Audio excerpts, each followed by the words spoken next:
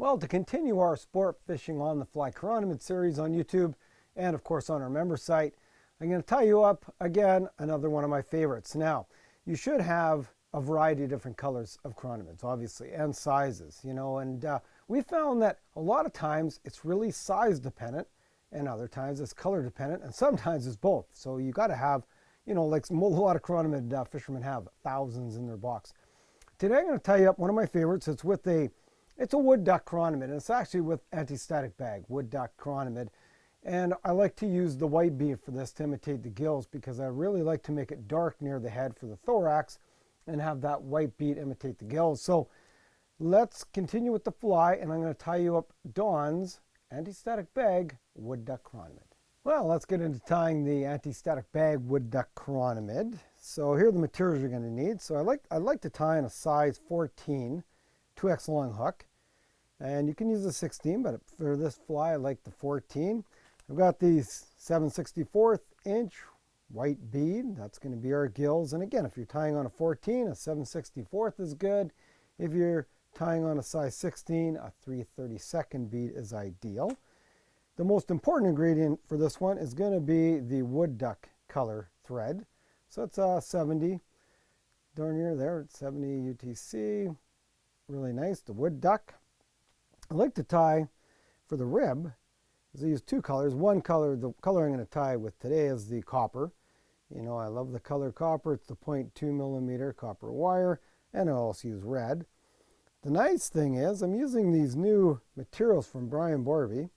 Him and his wife, they provide this pre-cut ABS strips. It's all pre-cut, which is fantastic, makes life a lot easier, and I'm going to use the 0.5 for the width, only because I like the 0.5 is a little bit thinner and it makes a nice rib.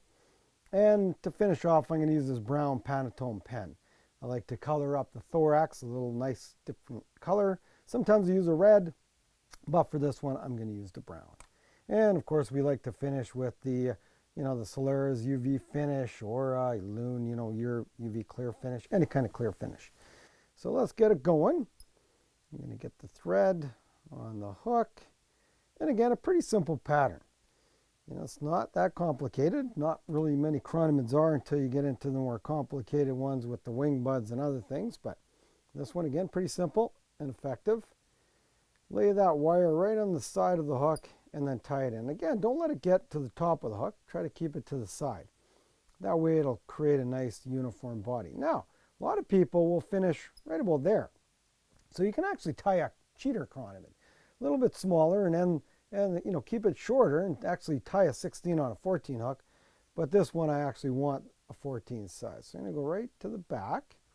And again, like we showed you the trick, take a few wraps, 4 or 5 just behind your wire, and then come back in front and then bring it back up to the bead. And hold that wire off the back for a little bit later. Now what we're going to do is take our ABS strip, and again it's the anti-static bag, the SB strip, tie it in right behind your eyelet and just wrap it in and bring it back right to where you tied off the wire. So that's going to keep the body nice and thin. And now I'm just going to wrap this thread forward and form the body. And then, of course, the most critical color here is the thread color. A lot of people will use, flashaboos and everything to create a nice body color. But this one I like because it's this Woodduck color that really makes it nice. And taper it as much as you like. Again, they got to be pretty thin. So I just taper it a little heavier near the head end and wrap it in and finish off your bead. So that's got a nice taper now. So first off, we're going to use our rib. We're going to tie it in first. So I take one right near the back and then start coming up. So there's 1, 2, 3, 4, 5, 6, and finish off right behind the bead. And normally when you're tying on a 14 or 16, you can usually get between 5 and 6 ribs. Pulling off your wire there, just pull it, rotate, and it comes right off. Now we're going to follow the wire up with that anti-static bag and just follow it right in front. So I'm just going to bring the anti-static bag in just in front of my wire, my rib, all the way up. So now you got a nice defined rib on the fly, and you've got this glowing anti-static bag that you can actually see the thread color through to form a second rib, and that really sets this fly off. And whip finish up by the head. Get rid of your excess. Now to finish off the fly, I'm just going to build up a bit of a thorax there. All I'm going to do, just color up my thread, give it a few wraps, and go back a little bit. I want the thorax to be defined because really the white gills are being represented by that white bead. And again, just keep coloring it up. Color up your thread as you go, just so you can get a nice thorax on that fly. Now, when I've got a pretty decent size built up and a nice taper, again, I'm just going to take a few more, color it a little bit more, and then give it the whip finish. And I'm going to try to whip finish right up on the bead because I want that to blend nicely into the bead.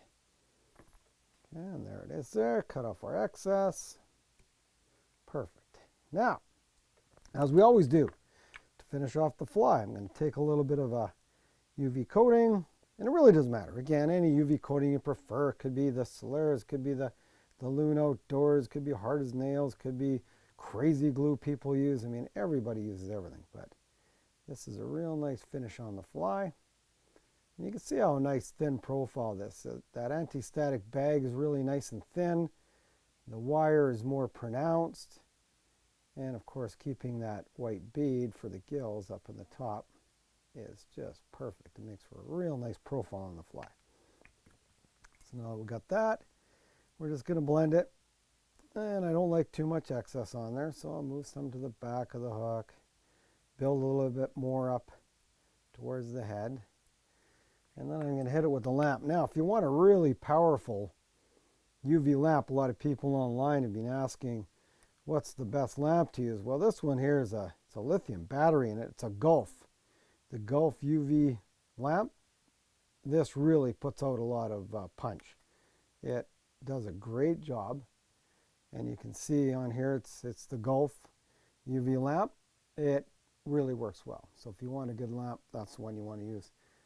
And there it is. That is our, the finished anti-static bag Woodduck chironomid. You're going to see tons of these brown chironomids coming off, just like that. Right, I'm getting a few tied up. You're going to see these lots of browns. Sometimes I use a darker color. I'll get into the rust thread for some darker ones. And I'll even blend some of these with some of the green colors. So you got a greeny brown. Killer, you got to have them. So make sure you got a few in your fly box. And take care. To watch all our latest Sport Fishing on the Fly episodes and to order Sport Fishing on the Fly merchandise, head to www.sfotf.ca. And if you would like to book an adventure like this one shown, head to ontheflyadventures.ca and book yourself the trip of a lifetime.